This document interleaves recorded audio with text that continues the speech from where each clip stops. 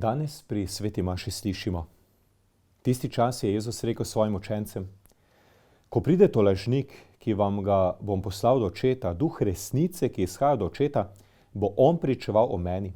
In tudi vi pričujete, ker ste od začetka z menoj. Še veliko vam imam povedati, a zdaj tega ne bi prenesli. Ko pa pride on, duh resnice, vas bo uvedel vso resnico.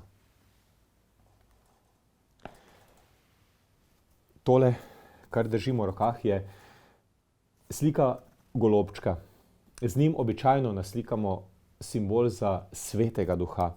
Naš Bog je ljubezen, je odnos. Nebeški oče, njegov sin Jezus in sveti duh, ljubezen med njima, kar zapleteno tole zveni, ne?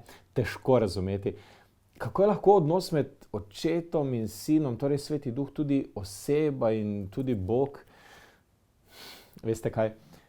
Sploh ni važno, da bi to razumeli. Meni se zdi veliko bolj pomembno, da vidimo, kako ta Bog zares deluje. In res deluje. A ste opazili, kako je spremenil prve Jezusove učence? Ves čas so bili prestrašeni, zaklenjeni v tisti izbi, bili so žalostni, niso razumeli, vedeli so, da morajo nekaj narediti, pa niso vedeli ne kako, ne kaj. Potem se je zgodil binkoštni praznik. 50 dni po Jezusovem stajenju je bilo, potem ko je Jezus že odšel v nebesa, nič posebnega se ni zgodilo. O nekih plamenčkih nad glavami piše v Svetem pismu in opiše vetriča, ampak kako so se učenci spremenili. Nenadoma so postali povsem pogumni. V javnosti so pripovedovali o Jezusu in čeprav je bilo to nevarno, nenadoma so razumeli vse, kar jim je Jezus 3 leta pripovedoval. Razumeli so njegove zgodbe, razumeli so, kaj se je zgodilo na križu. Nenadoma jim je bilo jasno, da Jezus zares živi in da so nam vrata do nebes, vrata do nebeškega očeta na stežaj odprta.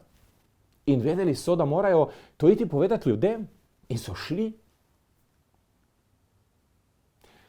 Nebeški oče, prosimo te, napolni nas svojim svetim duhom. Naj tudi nas naredi velikodušne in hrabre. Naj nas napolni z dobroto in ljubeznijo. Naj nam pomaga, da bomo pogumno povedali, da smo tvoji učenci.